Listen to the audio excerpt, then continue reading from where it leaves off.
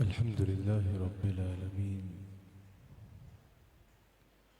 والصلاة والسلام على سيد الأنبياء والمرسلين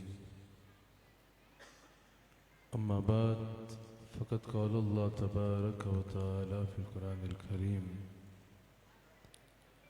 أعوذ بالله من الشيطان الرجيم بسم الله الرحمن الرحيم ألا إن أولياء الله لا خوف عليهم ولا هم يحزنون صدق الله العظيم وصدق رسوله النبي الكريم۔ سچا ہمارا مالک اور سچا ہمارا خالق کہ سوا اس واحد و یکتا کے کوئی عبادت کے لائق نہیں، اور سچے ہیں اس کے پیارے حبیب آپ کے اور میرے آقا و مولا رحمت للعالمین خاتم النبیین حضرت سیدنا و مولانا محمد الرسول اللہ صلی اللہ علیہ وآلہ وسلم کہ جن کے ذکر کی اس خوبصورت محفل میں اور آپ حاضر ہیں۔ الحمدللہ ہمارے مرشد کریم صدارت فرما رہے ہیں۔ اللہ کریم ہم سب کو اس محفل کی برکات سے استفادہ کرنے کی توفیق عطا فرمائے، اور اللہ اور اس کے رسول کی محبت میں ہمارا یہاں جمع ہونا اللہ تعالی ہماری آخرت کے لیے اس کو وسیلہ نجات بنا دے۔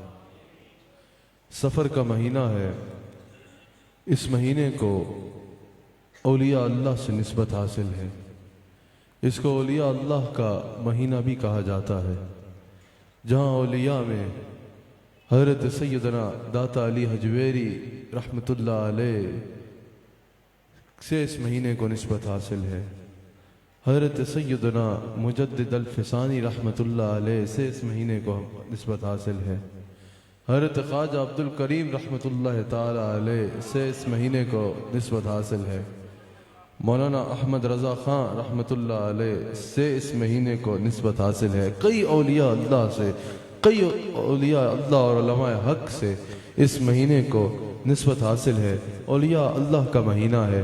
آج کی اس محفل کو ہم نے جو ذکر کرنا ہے حضور علیہ السلام کے غلام صادق، اللہ کے ولی کامل، ہمارے مرشد کریم، ہمارے شیخ، ایسے مرشد جو روحانیت کا ایسا چراغ بلکہ ایسا مہتاب ہے جن کی روشنی سے ایک جہاں روشن ہوا اور آج تک ہو رہا ہے، حضرت سیدنا احمد سرہندی فاروقی حضرت مجدد الفسانی رحمت اللہ تعالی علیہ۔ آج ہم نے آپ کا ذکر کرنا ہے، اور آپ کا ذکر کر کے تمام مشائخ نقشبند کے فیضان کے ذریعے افضل البشر بعد انبیاء حضرت سیدنا صدیق اکبر کے ذریعے حضور علیہ السلام کا فیضان حاصل کرنا ہے۔ یاد رکھیے گا، یہ مشائخ رستہ ہوتے ہیں حضور علیہ السلام تک پہنچنے کا، یہ ذریعہ ہوتے ہیں حضور علیہ السلام کی عنایات اور رحمتیں ہم تک پہنچانے کا۔ اللہ کریم ہم سب کو اپنے مشائخ کا فیضان سے بھرپور استفادہ کرنے کی توفیق عطا فرمائے۔ اللہ اکبر۔ حضرت شیخ احمد سرہندی فاروقی رحمت اللہ علیہ، حضرت مجدد الفسانی رحمت اللہ تعالی علیہ روحانیت کے وہ مہتاب ہیں جن کی روشنی سے آج بھی ایک جہاں روشن ہو رہا ہے، آج بھی ایک جہاں روشن ہو رہا ہے۔ آپ کی شخصیت کے کئی پہلو ہیں، آپ کا علم ایک الگ مستقل موضوع ہے، آپ کے اقوال میں جو آپ نے روشنی عطا فرمائی، جو ہدایت کا رستہ ارشاد فرمایا، وہ ایک الگ مستقل موضوع ہے، آپ کا عشق رسول اور اس پہ تعلیمات ایک الگ مستقل موضوع ہے، آپ کی دین کی خدمات ایک الگ موضوع ہے۔ میں نے آپ کے مقام روحانیت پر کچھ دیر آپ سے کلام کرنا ہے کہ اللہ نے آپ کو کیا روحانیت پہ اعلیٰ مقام عطا فرمایا تھا، کس طرح بڑے بڑے آپ کی بارگاہ میں سر جھکاتے نظر آتے ہیں، کس طرح بڑے بڑے آپ سے اکتساب فیض کرتے نظر آتے ہیں، میں نے آپ کے آگے بیان کرنا ہے۔ حضرت شاہ ولی اللہ فرماتے ہیں، سب سے پہلے ہم اللہ کا شکر کرتے ہیں الحمدللہ کہ اللہ نے ہمیں مجدد الفسانی جیسا مرشد عطا کیا ہے۔ ہم یہ فخر سے کہہ سکتے ہیں کہ ہمارے ہمارے سلسلے کی جو روایات، ہمارے سلسلے کا جو تعارف حضرت سیدنا امام احمد سرہندی فاروقی حضرت امام ربانی نے پیش کیا ہے، ہم چیلنج سے کہتے ہیں کوئی اس پہ انگلی اٹھا کے تو دکھائے، کوئی اس پہ انگلی اٹھا کے تو دکھائے۔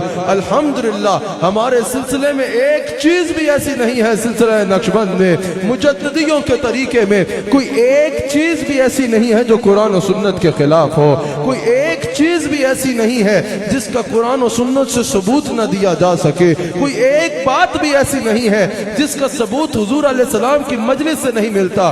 الحمدللہ جو مدینہ منورہ کی مجلس میں حضور علیہ السلام کی مجلس مبارکہ میں طریقے ہوئے، اسی طریقوں پہ الحمدللہ نقشبندی سلسلہ قائم ہے، اور دیگر بھی سلاسل طریقت الحمدللہ اسی پہ قائم ہے۔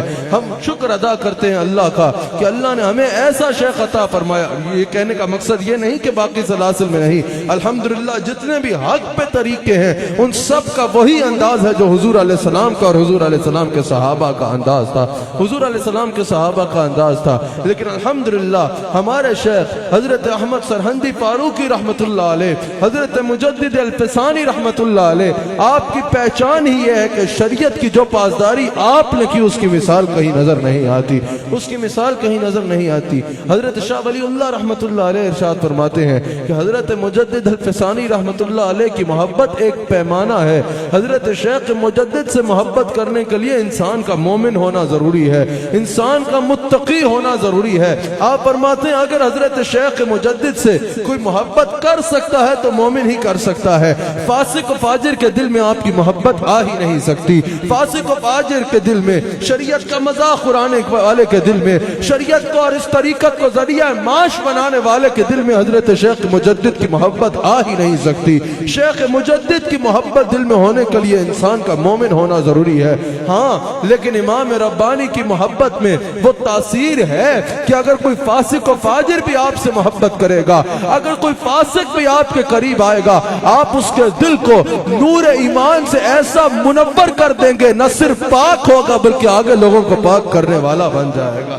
یہی آپ نے تصوف کی تعریف بھی بیان کی نا، یہ بھی تصوف کی تعریف میں سے ایک تعریف بیان کی گئی، کہا کہ تصوف کی مثال اس طرح ہے، جو اہل تصوف سے جڑتا ہے اس کی مثال اس طرح ہے جس طرح ایک ناپاک پانی کا قطرہ ہوتا ہے نا، پہلے وہ ایسے ناپاک ہوتا ہے کہ خود بھی ناپاک ہوتا ہے اور جس کے ساتھ لگ جائے اس کو بھی ناپاک کر دیتا ہے۔ اگر پانی کا ناپاک قطرہ ہو وہ آپ کے بدن پہ، آپ کے جسم پہ لگ جائے، آپ کو جسم صاف کرنا ہوگا، جسم کو دھونا ہوگا، آپ کے لباس پہ لگ جائے آپ کو لباس کو دھونا ہوگا، وہ خود بھی ناپاک ہوتا ہے، جس کے ساتھ لگ جائے اس کو بھی ناپاک کر دیتا ہے۔ لیکن اگر وہی ناپاک قطرہ دریا کے ساتھ مل جائے، دریا اس کو پاک کرتا ہے، نہ صرف پاک کرتا ہے بلکہ پھر اگر وہ قطرہ کسی کے بدن کے ساتھ لگے گا تو اس کے بدن کو بھی پاک کر دے گا۔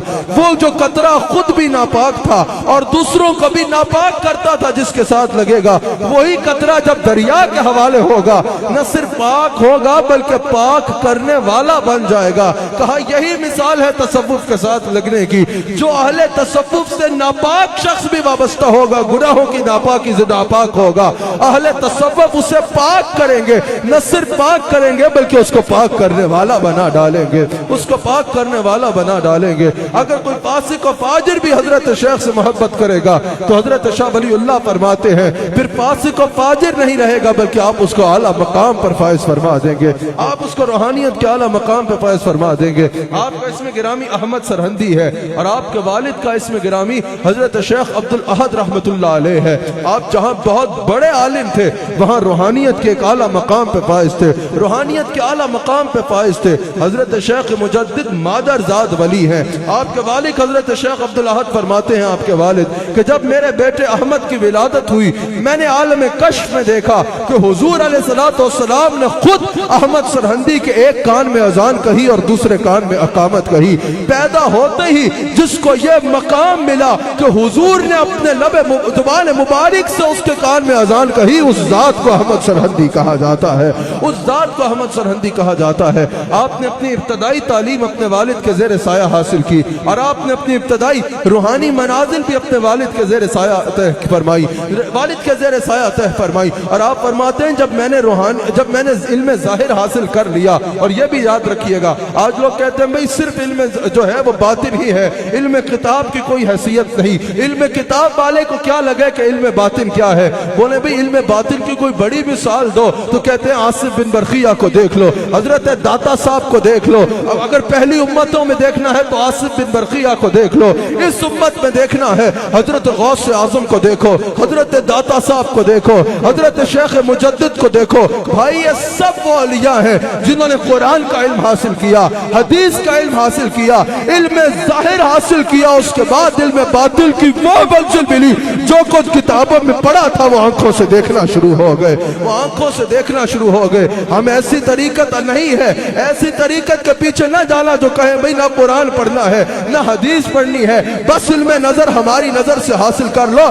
جو شخص شریعت کے بنیادی مسائل بھی نہ جانے وہ ولایت کے مقام پہ کیسے فائز ہوگا؟ ایک اللہ والے کی برکات اور ہے، لیکن اللہ والے کا مقصد یہ ہے خود بھی شریعت پہ عمل کرے اور جو اس کے ساتھ لگ جائے اس کو درس شریعت دے۔ یہ ہے مجدد الفسانی کی تعلیم۔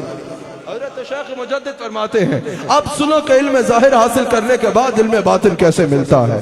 حضرت شیخ مجدد فرماتے ہیں کہ جب میں نے علم ظاہر حاصل کر لیا نا تو آپ فرماتے ہیں کہ ایک دفعہ میں نے عالم کشف میں دیکھا حضرت مولا کائنات میرے پاس تشریف لاتے ہیں، حضرت علی میرے پاس تشریف لاتے ہیں، اور حضرت علی نے فرمایا احمد سرہندی میرے پاس آؤ، میں تمہیں علم افلاک سکھانے آیا ہوں، یعنی آسمان کے نیچے جو کچھ ہے وہ تو تم نے پڑھ لیا نا، آؤ اب میں تمہیں آسمان کے اوپر کی باتیں بتانے آیا ہوں، میں تمہیں علم افلاک سکھانے آیا ہوں۔ اور حضرت شیخ مجدد فرماتے ہیں عالم کشف میں نے مولا کائنات حضرت علی رضی اللہ تعالیٰ عنہ سے علم افلاک سیکھا۔ اور یاد رکھیے گا مجددی ہو ہی نہیں سکتا وہ شخص جس کو مولا علی کے نام سے تکلیف ہوتی ہے، وہ مجددی ہو ہی نہیں سکتا نعرہ حیدری سے جس کے منہ پہ پھٹکار آتی ہے، وہ مجددی ہو ہی نہیں سکتا علی کا ذکر جس کو پریشان کرتا ہے۔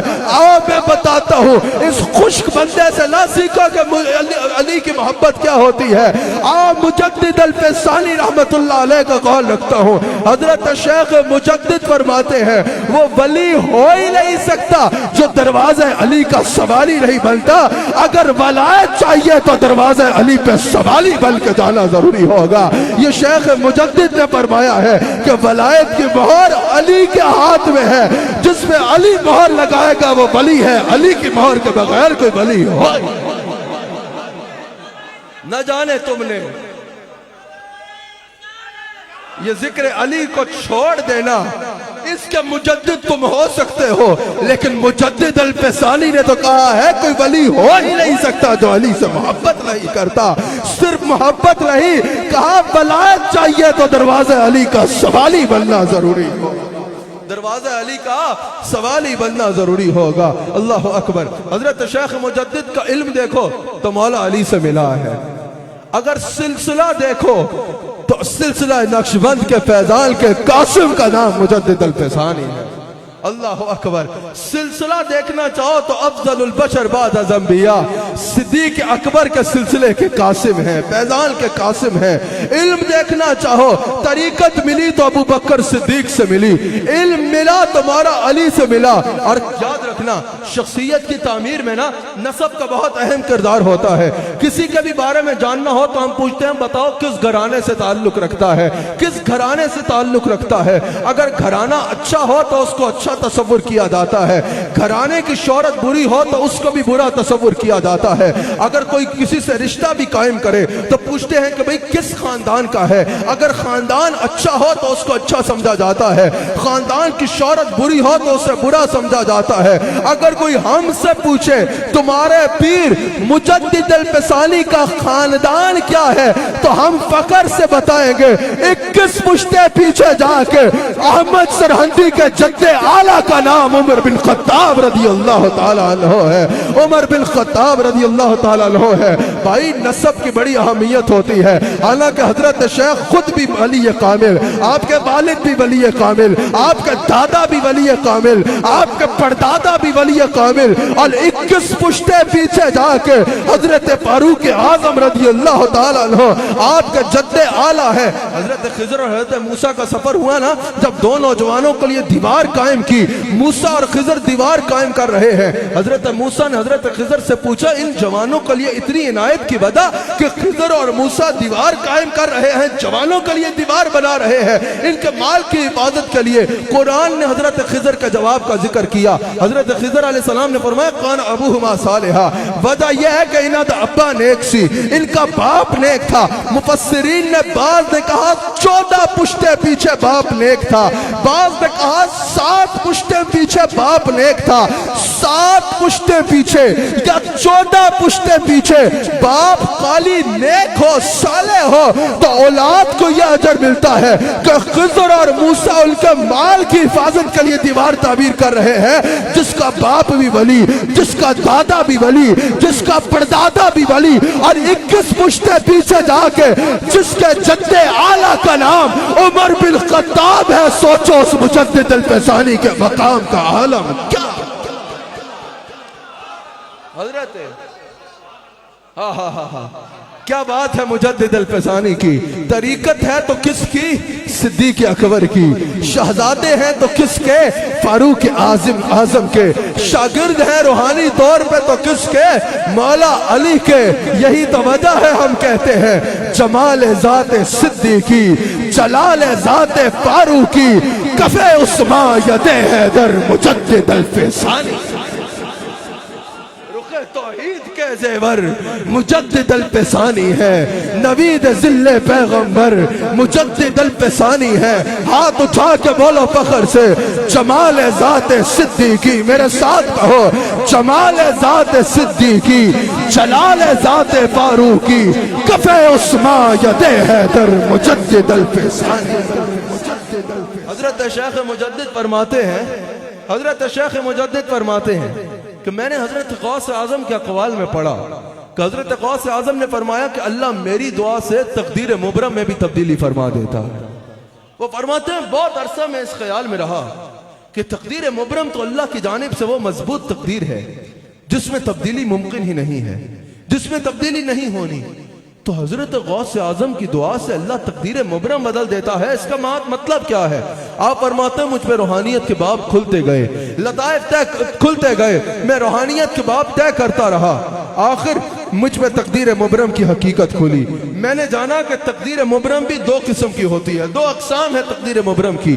ایک تقدیر وہ ہے جو صرف اللہ کے علم میں ہے اور کسی کے علم میں نہیں ہے, صرف اللہ کے علم میں ہے, اللہ کے خاص علم میں ہے. آپ فرماتے ہیں یہ وہ مضبوط تقدیر مبرم ہے جس میں تبدیلی نہیں ہونی, جس میں تبدیلی نہیں ہوگی. اور آپ فرماتے ہیں ایک تقدیر وہ ہے, تقدیر مبرم کی ایک قسم وہ ہے کہ جو لوح محفوظ میں لکھ دی جاتی ہے اور فرشتے اس کو پڑھ لیتے ہیں. آپ فرماتے ہیں یہ وہ تقدیر ہے جو لوح محفوظ میں لکھ دی جاتی ہے کہ اگر اللہ کا کوئی کامل ولی کسی بات پہ قسم کھا لے اور اللہ کا حضور ہاتھ اٹھا لے تو اللہ اپنے ولی کے کہنے پہ اس میں تبدیلی فرما دیتا ہے, اللہ اس میں تبدیلی فرما دیتا ہے. اور حضرت شیخ مجدد کہتے ہیں اللہ نے فقیر کو بھی یہ مقام عطا کیا ہے.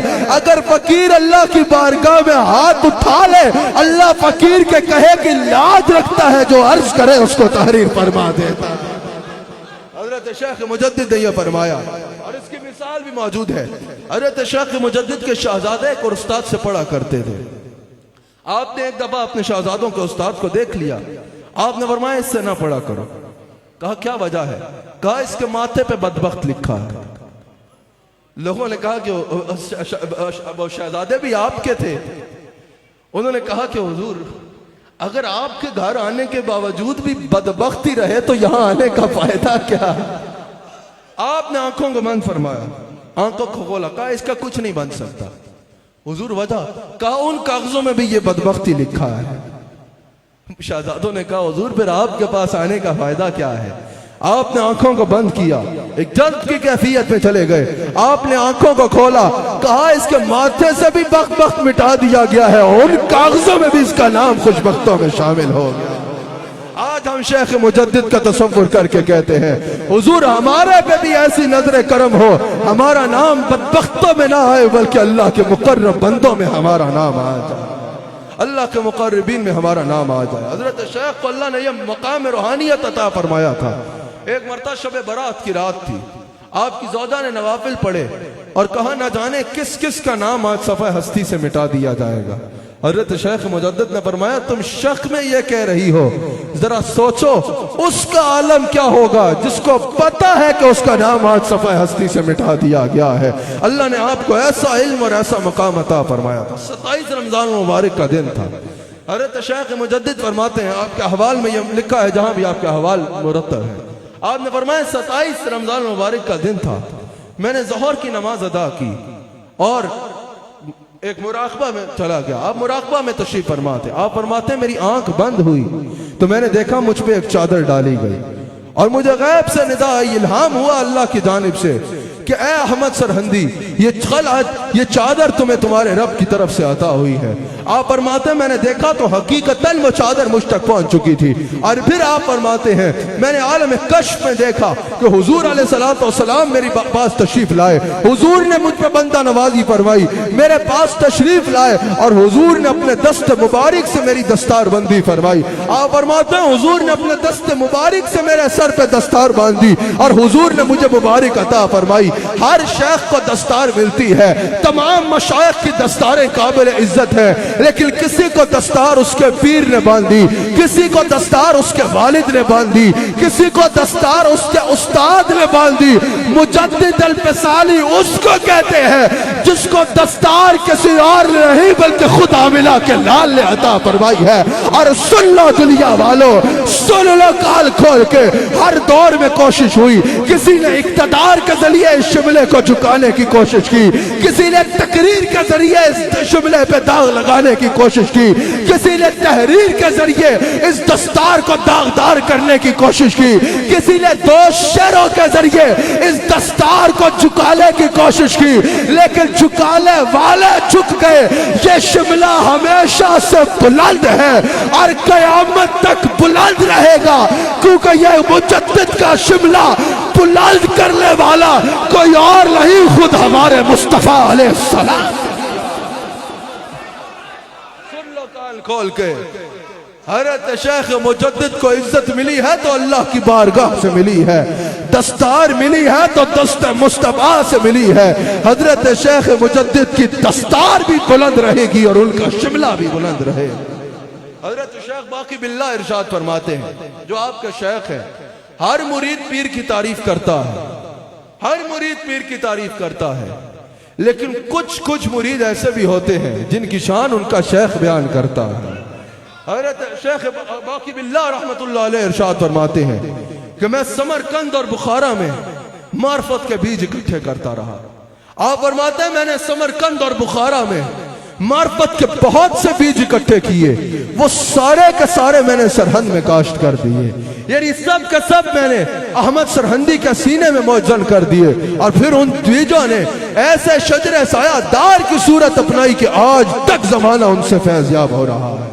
حضرت باقی باللہ ارشاد فرماتے ہیں میں نے ایک چراغ دیکھا جس کی روشنی بڑھتی جا رہی ہے، یہاں تک کہ اس کی روشنی پورے جہاں کو روشن کر رہی ہے، اور لوگ اس سے اپنے چراغ جلانے لگ پڑے۔ آپ فرماتے ہیں اس چراغ کا نام احمد سرہندی ہے، یعنی آپ نے روحانیت میں بتایا کہ میں نے دیکھا احمد سرہندی کے سینے میں ایسا معرفت کا چراغ جلا ہے، ایسا معرفت سے اس کا سینہ روشن ہوا ہے کہ یہ پوری دنیا کو روشن کرے گا، اور جو اس کے ساتھ لگ جائے گا اللہ اس کے چراغ کو بھی روشن فرما دے گا۔ شیخ مجدد خود فرماتے ہیں کہ میں ایک مرتبہ تخت پہ بیٹھا تھا اور مراقبے میں تھا اور ایک جذب کی کیفیت میں تھا۔ وہ فرماتے ہیں مجھے محسوس ہوا کہ میرے ساتھ کوئی جلوہ گر ہے، کہتے ہیں میں نے نظریں اٹھائی تو حضور علیہ السلام جلوہ گر ہے۔ حضور علیہ السلام رونق افروز تھے، اور حضور نے فرمایا میں تمہیں 2 چیزوں کا اجازت نامہ دینے آیا ہوں۔ حضرت شیخ مجدد فرماتے ہیں حضور نے مجھے اپنے دست حق سے 2 چیزیں لکھ کے دی۔ آپ فرماتے ہیں جو کاغذ لکھ کے دیا اس کا متن یہ تھا، پہلے لکھا تھا کہ میں تمہیں دنیا میں لطائف عظیمہ کی خوشخبری دیتا ہوں، روحانیت میں تمہیں لطائف عظیمہ پہ فائز کر دیا، اور آخرت میں تمہیں عنایات کثیرہ کی خوشخبری دیتا ہوں۔ دنیا میں تمہیں لطائف عظیم ملیں گے اور آخرت میں تمہیں عنایات کثیر ملیں گی۔ پھر آپ فرماتے ہیں حضرت خضر علیہ السلام اکثر میرے پاس تشریف لائے اور آپ نے مجھے علم لدنی عطا فرمایا۔ پھر آپ فرماتے ہیں اکثر ایسا ہوا کہ حضرت خضر علیہ السلام اور حضرت الیاس علیہ السلام دونوں میرے پاس تشریف لائے اور ڈھیر علم و معارف لے کے آئے اور وہ سب کے سب علوم اور معارف انہوں نے میرے سینے میں موجن فرما دیے۔ حضرت پیران پیر حضرت سیدنا شیخ عبد القادر جیلانی غوث اعظم رضی اللہ تعالی عنہ، آپ نے اپنی حیات کے آخری عرصے میں آخری دنوں میں اپنا جبہ اپنے شہزادے کو عطا فرمایا اور فرمایا ایک عرصے کے بعد ہند میں ایک شیخ آئے گا، یہ جبہ اس کو پہنچانا ہے۔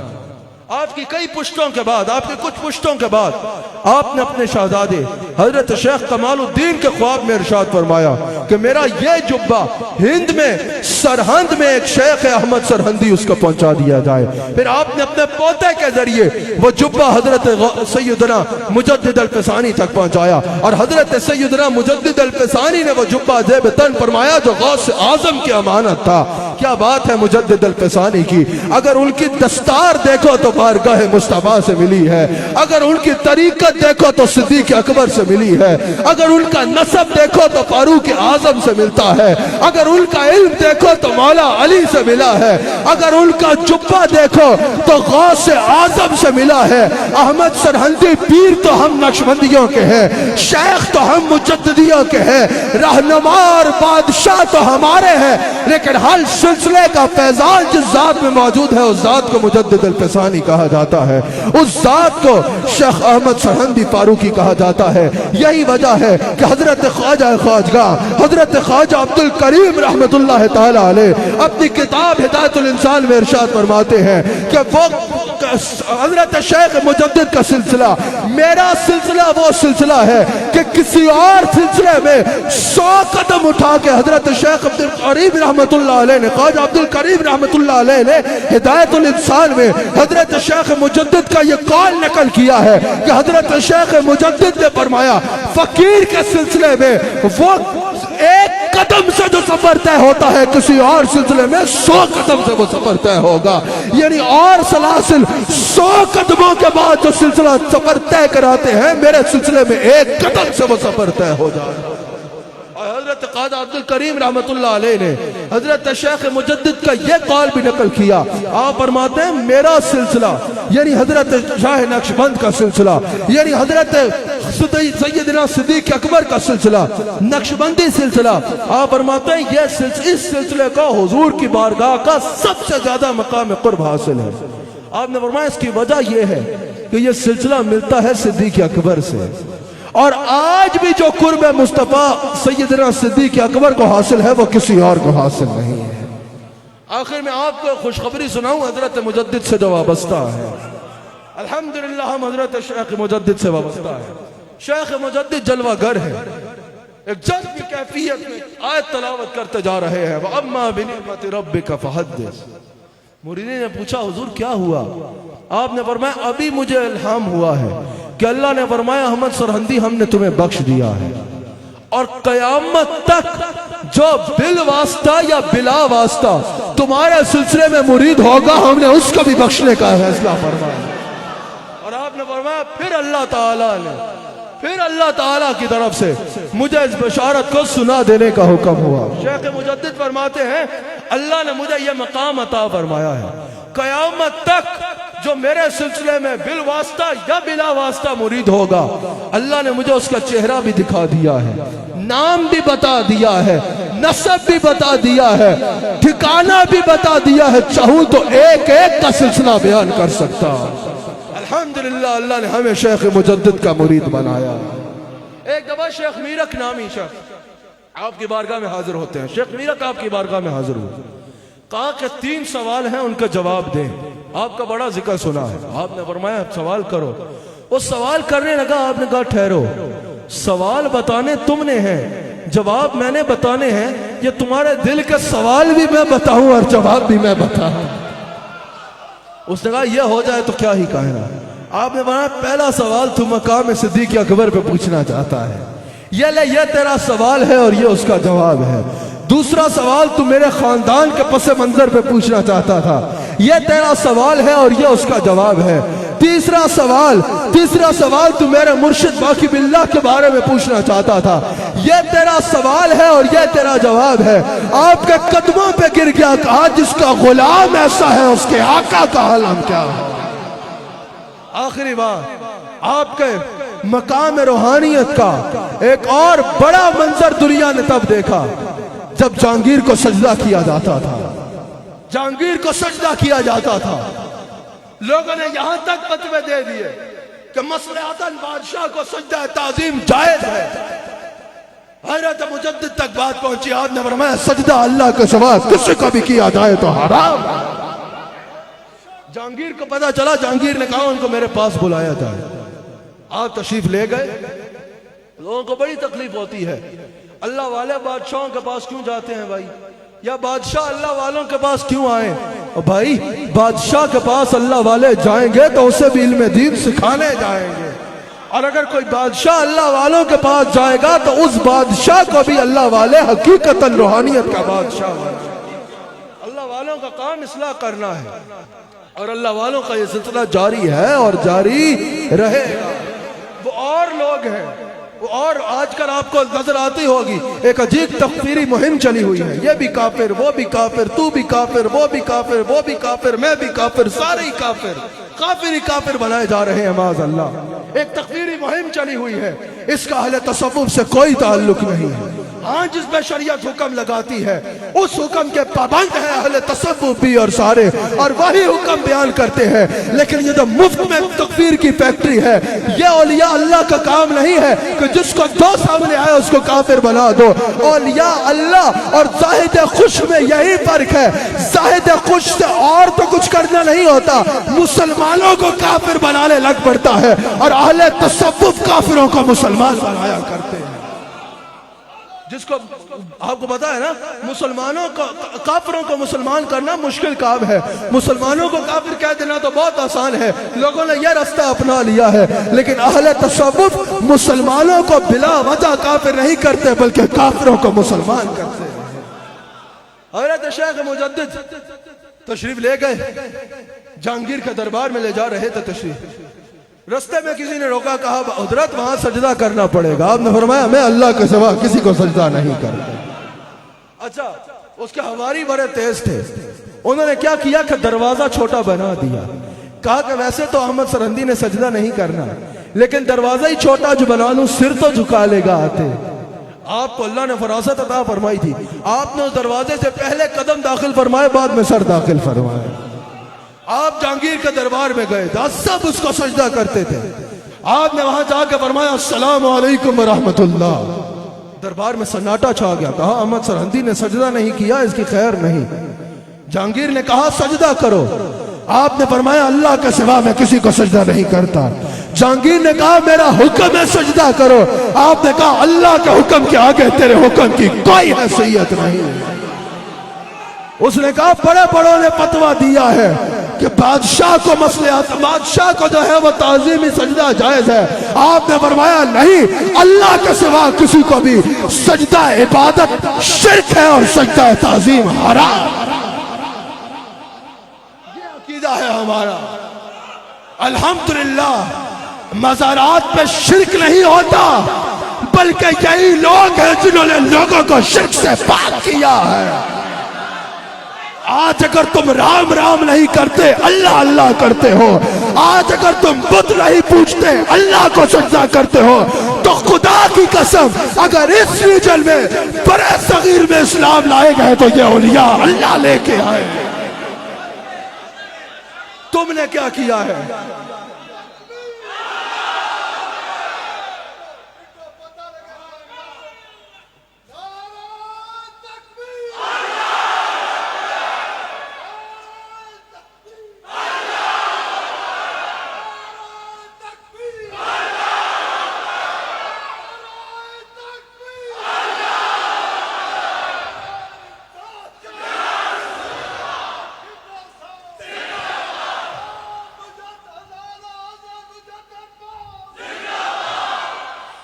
اگر اس ریجن میں اسلام آیا ہے تو یہ اولیاء اللہ لے کے آئے ہیں، اولیاء اللہ لے کے آئے ہیں۔ اللہ اکبر اللہ اکبر. آپ نے فرمایا اللہ کے حکم کے آگے تیری حکم کی کوئی حیثیت نہیں. اور الحمدللہ ہماری کسی بھی مستند خانقاہ میں قبروں کو سجدے نہیں ہوتے. اگر کوئی قبروں کو سجدہ کر رہا ہے، اگر عبادت سمجھ کے کر رہا ہے تو شرک کر رہا ہے، تعظیم میں کر رہا ہے تو یہ بھی حرام ہے. سجدہ اللہ کے سوا کسی کو جائز نہیں. اگر کہیں ہو رہے ہیں جو کر رہا ہے اس پہ ایمان تجدید ایمان لازم ہے. اور اگر کوئی دیکھ رہا ہے کرتے اور روک نہیں رہا تو وہ گمراہ ہے، پیر طریقت نہیں، گمراہ ہے. لیکن کہیں نہیں ہوتے الحمدللہ. اگر کوئی کر رہا ہے تو اس کو پکڑ کے دیکھنا آیا کہاں سے ہے، تمہیں پتہ چل جائے گا. تمہیں پتہ چل جائے گا کہاں سے آیا ہے. آپ نے فرمایا اللہ کے سوا میں سجدہ نہیں کرتا. جہانگیر نے کہا اس کا سر پکڑ کے جھکاؤ سجدے میں. بڑی جان لگا لی، سب نے مجدد کا سر نہیں جھکا سکے. جہانگیر نے قید خانے میں ڈالنے کا حکم فرمایا. آپ نے فرمایا چلو وہاں چلتے ہیں. قید خانے میں جا کے بھی آپ نے وہی کام شروع کر دیا جو باہر کر رہے تھے، تبلیغ شروع کر دی. قید خانے میں جتنے کافر تھے سب کو مسلمان کر دیا، جتنے مسلمان تھے سب کو ولایت کے مقام پہ فائز کر دیا. کچھ عرصہ گزرا، جہانگیر کے خواب میں حضور علیہ السلام تشریف لائے. رسول اللہ صلی اللہ علیہ وآلہ وسلم نے جہانگیر کو فرمایا جہانگیر تجھے پتا ہے تو نے کتنے بڑے آدمی کو قید خانے میں ڈال رکھا ہے. جہانگیر فوراً حضرت مجدد کے پاس گیا، اپنا تاج حضرت مجدد کے قدموں پہ رکھا، کہا حضور میں آپ کو رہا کرتا ہوں. آپ نے فرمایا میں رہا نہیں ہوں گا، پہلے یہ سجدے بند کراؤ. اس نے سجدے بند کرائے، سچی توبہ کی. حضرت شیخ مجدد نے ہاتھ پکڑا، کہا جہانگیر تو ہماری نظر میں آ گیا ہے، میں تجھ سے وعدہ کرتا ہوں اگر اللہ نے مجھے کہا جنت میں جاؤ تو تجھے ساتھ لے کے جنت میں جاؤ. یہ ہے چاہے تو اشاروں سے اپنے کایا ہی پلٹ دے عالم کی، یہ شان ہے خدمت کاروں کی، سرکار کا عالم. یہی وجہ ہے علامہ اقبال جیسا شاذلی، حضرت علامہ اقبال رحمت اللہ علیہ سرہند گئے، حضرت شیخ مجدد کی قبر پہ گئے اور وہاں کھڑے ہو کے یہ اشعار کہے. علامہ اقبال رحمت اللہ علیہ سرہند جاتے ہیں، حضرت مجدد کی قبر پہ جاتے ہیں، کیفیات محسوس کرتے ہیں اور کہتے ہیں حاضر ہوا ہوں شیخ مجدد کی لات پر، وہ خاک کے ہے زیر فلک مطلع انوار، وہ خاک کے ہے زیر فلک مطلع انوار. اس خاک کے ذروں سے ہے شرمندہ ستارے، اس خاک میں پوشیدہ ہے وہ صاحب اسرار، وہ ہند میں ہے سرمایہ ملت کا نگہباں، وہ ہند میں سرمایہ ملت کا نگہباں. اللہ نے کیا جس کو پر وقت خبردار، گردن نہ جھکی جس کی جہانگیر کے آگے، گردن نہ جھکی جس کی جہانگیر کے آگے، گردن نہ جھکی جس کی جہانگیر کے آگے، ہے جس کے نفس کرم سے ہی گرمی احرار. اور یا حضرت شیخ مجدد احمد سرہندی رحمت اللہ علیہ، ہم علامہ اقبال کی زبان سے ہی آپ کی بارگاہ میں ایک استغاثہ کرتے ہیں کہ 300 سال سے ہے ہند کے میخانے بند، اب مناسب ہے تیرا فیض آب ہو اے ساقی. 300 سال سے ہے، 300 سال سے ہے ہند کے میخانے بند، اب مناسب ہے، اب مناسب ہے یا شیخ، اب مناسب ہے تیرا فیض عام ہو اے ساقی. اللہ تعالی ہمیں ہمارے اعلیٰ حضرت، ہمارے ہادی و رہنما، ہمارے اعلیٰ حضرت، ہمارے والی و نگہباں حضرت احمد سرہندی فاروقی رحمت اللہ تعالی علیہ کے فیضان میں سے حصہ عطا فرمائے. اللہ اکبر. یہ جو میں نے کہا نا، یہ سارا فیضان آپ میں موجود ہے، یہ سارا فیضان آپ میں موجود ہے. ایک بار آپ میرے ساتھ کہو گے لوگوں کو پتا چلے مجددی بے سرے نہیں ہوتے. سمجھ آئی ہے نا؟ مجددی خشکے بھی نہیں ہوتے اور بے سرے بھی نہیں ہوتے. بفر کیا ہمیں جو وجد آتا ہے نا وہ اللہ اللہ اللہ اللہ اللہ اللہ کی صدا میں. یہ یاد رکھنا نقشبندی بے سرے نہیں ہوتے، جامی بھی نقشبندی تھے. نقشبندیوں میں مولانا جامی بھی موجود ہے. ذرا ایک بار میرے ساتھ کہو کہ جمال ذات سیدھی کی جلال ذات فاروق کی جمال ذات سیدھی کی جلال ذات فاروق کی کفے اس آیت حیدر کفے اس آیت حیدر مجدد الف ثانی ہے کفے اس آیت حیدر مجدد الف ثانی ہے کفے اس آیت حیدر مجدد الف ثانی کفے اس آیت حیدر مجدد الف ثانی ہے اس آیت حیدر مجدد الف ثانی رخ توحید کے زیور مجدد الف ثانی ہے. رخ توحید کے زیور مجدد الف ثانی ہے نبی دے ذل پیغمبر مجدد الف ثانی ہے. نبی دے ذل پیغمبر مجدد الف ایک بار سب ہاتھ اٹھا کے کہو نبی دے ذل پیغمبر مجدد الف ثانی ہے نبی دے ذل پیغمبر مجدد الف ثانی ہے. اللہ تعالیٰ اس مجلس کو اپنی بارگاہ میں قبول فرمائے. اللہ تعالیٰ ہم سب کو حضور علیہ السلام کا نمک حلال اور وفادار رکھے. اللہ تعالیٰ پاکستان کی حفاظت فرمائے. اللہ تعالیٰ افواج پاکستان کو مزید بڑھ کے پاکستان کی دفاع جس طرح کر رہے ہیں پوری قوم کو ان پہ ناز ہے. اللہ تعالیٰ ان کو مزید برکات عطا فرمائے. اللہ تعالیٰ افواج پاکستان کے عظیم سپہ سالار پر بھی اپنی مزید رحمتوں کا نزول فرمائے. اللہ تعالیٰ ہم سب کو حضور علیہ السلام کا وفادار اور نمک حلال رکھے. ایک ضروری اعلان سماعت فرما لیجئے. انشاءاللہ الرحمن یہ سفر کی 12ویں شریف تھی. اگلی 12ویں شریف ربیع الاول ہے. نثار تیری چہل پہل پر ہزاروں عید ربیع الاول سوائے ابلیس کے جہاں میں سبھی تو خوشیاں. اگلی 12ویں شریف 12 ربیع الاول ہے. حضور علیہ السلام کا یوم ولادت ہے. یوم ولادت ہے.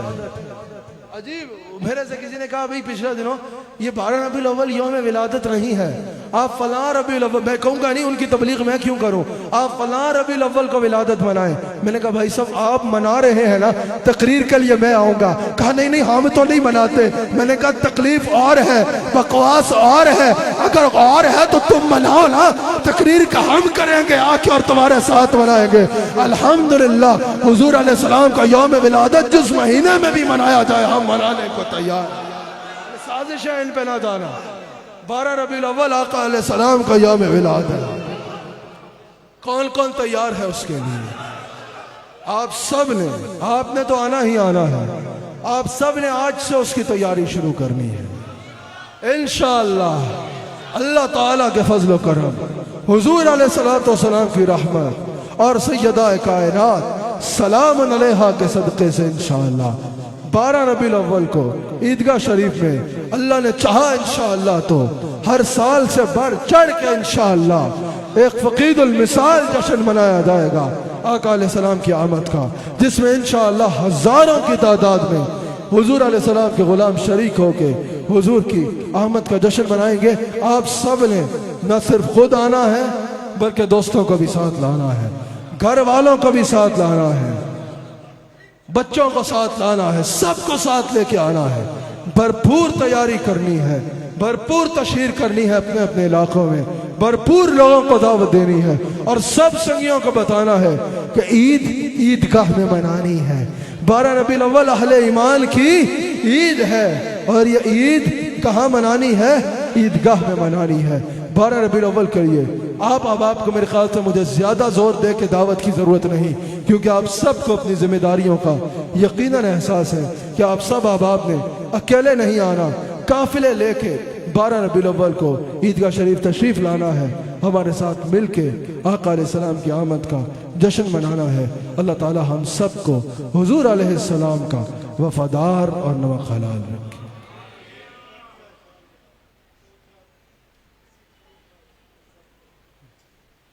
ہمارے شیخ فرما رہے ہیں، چند اشعار بھی پڑھے جائیں حضور علیہ السلام کی شان کو بیان کرتے ہوئے، حضور علیہ السلام کی مدح سرائی میں، اور ایک استغاثے میں حضور کی بارگاہ میں سب جھولیاں پھیلا کے شریک ہو جاؤ۔ آپ کے قدموں میں آنا میرا کام تھا، میری بگڑی بنانا آپ کا کام ہے۔ آپ کے قدموں میں آنا میرا کام تھا، میری بگڑی بنانا آپ کا کام ہے۔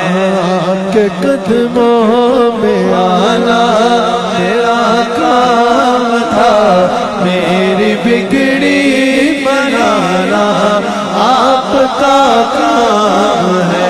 میری آنکھوں کو ہے دید کی آرزو، میری آنکھوں کو ہے دید کی آرزو، رخ سے پردہ ہٹانا آپ کا کام ہے۔ کیا یہ چاند قربان آپ کے نام پہ، کیا چاند قربان آپ کے نام پہ، کیا چاند قربان آپ کے نام پر، ہو نگاہ کرم اپنے خدا پر، چھوڑ دی ہم یہ کشتی آپ کے نام پر، چھوڑ دی ہم یہ کشتی یا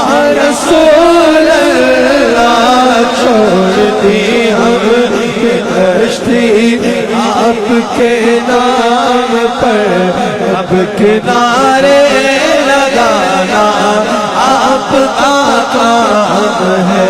چھوڑ دی ہم یہ کشتی آپ کے نام پر، اب کنارے لگانا آپ کا کام۔ میرے دل میں فقط آپ کا راج ہے، میرے دل میں فقط آپ کا راج ہے، میرے دل میں فقط آپ کا راج ہے۔ دل آپ کے تصور کا محتاج ہے، ایک نگاہ کرم ہی میری راج ہے، ایک نگاہ کرم یا رسول اللہ، ایک نگاہ کرم تاج دار حرم، ایک نگاہ کرم یا رسول اللہ، ایک نگاہ کرم یا رسول اللہ، ایک نگاہ کرم ہی میری علاج ہے، علاج میری دیوانہ آپ آپ کا کام ہے نگاہ کرم ہی میری لاج ہے میری نبھانا آپ کا کام ہے آپ نے قطرے کو دیکھا گوہر کر دیا آپ نے قطرے کو دیکھا گوہر کر دیا آپ نے ذروں کو دیکھا تو سر کر دیا ایک حبشی کو رشک کمر کر دیا ایک حبشی کو رشک کمر کر دیا الٹا سورج پھرانا آپ کا کام ہے ایک حبشی کو رشک کمر کر دیا الٹا سورج پھرانا آپ کا کام پارا پٹتا ہے سلطان کونین کا پارا پٹتا ہے سلطان کونین کا صدقہ مولا علی صدقہ حسنین کا صدقہ ہند الولی غوث ثقلین کا حاضری ہو گئی یہ دن آپ ہے صدقہ ہند الولی غوث ثقلین کا حاضری ہو میری یہ بھی انعام ہے آپ کی چاکت کہاں یہ جبی آپ کے جود و کرم کی تو حد ہی نہیں جس کو دنیا میں نہ کوئی اپنا کہے اس کو اپنا بنانا آپ کا کام ہے جس کو دنیا میں نہ کوئی اپنا کہے اس کو اپنا بنانا آپ کا کام آخر میں 3 اشعار ہیں سب میرے ساتھ اپنے عقیدہ کا اظہار کرو گے اعلیٰ حضرت کا ہر شعر عقیدے کی عکاسی ہے سب نے میرے ساتھ ہاتھ اٹھا کے اپنے عقیدے کا اظہار کرنا ہے کہ ان کے ہاتھ میں ہر کل چیز ہے ان کے ہاتھ میں ہر کل چیز ہے ان کے ہاتھ میں ہر کل چیز ہے ان کے ہاتھ میں ہر کل چیز ہے مالک کل ہے لاتے یہ ہے مالک کل ہے لاتے یہ ہے مالک کل ہے لاتے یہ رب ہے موتی یہ ہے کاس رب ہے موتی کاس رب ہے موتی یہ ہے کاس رزق سے کا ہے کھلاتے یہ ہے رزق سے کا ہے کھلاتے یہ لاکھ بلائے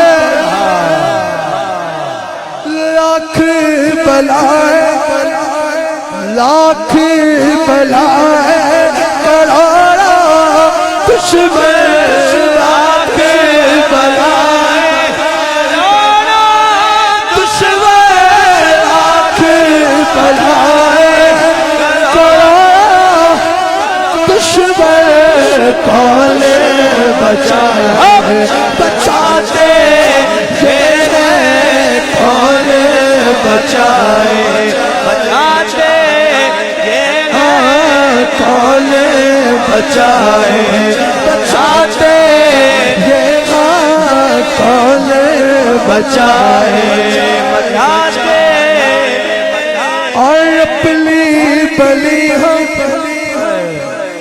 آپ بگاڑے کولے بنائے بناتے یہ کولے بنائے اور اپنے پرم سے ہم ہلکوں کا پلہ بھاری ہاں پلہ بھاری پلہ بھاری ہر محاذ پہ پلہ بھاری کراتے یہ اللہ آتے آتے کاسے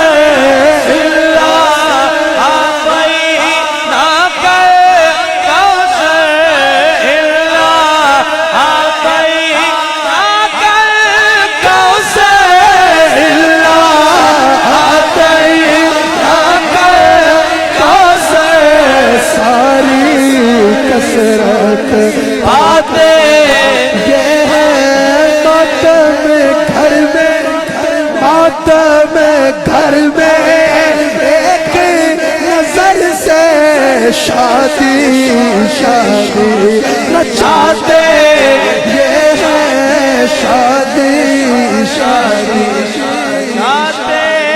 یہ ہے شادی شادی نچاتے یہ ہے کہہ دو رضا سے خوش ہو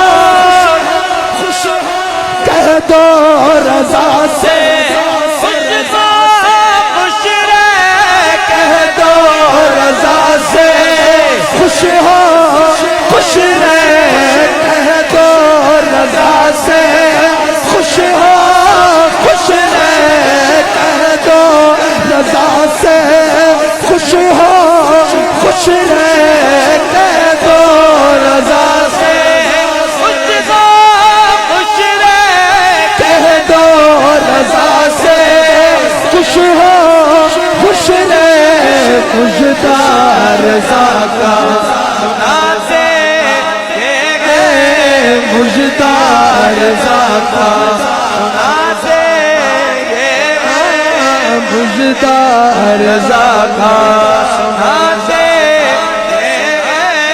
مجھدار رضا کا سناتے یہ قصر دنا تک کس کی رسائی چاہتے یہ ہے آتے یہ فیض جلیل خلیل سے پوچھو آگ میں باغ کھلاتے یہ ہے آگ میں باغ مرکز میں بلدوں کا تپک کے میٹھی نیندیں سلاتے یہ ہے اور ٹھنڈا ٹھنڈا میٹھا میٹھا ٹھنڈا ٹھنڈا میٹھا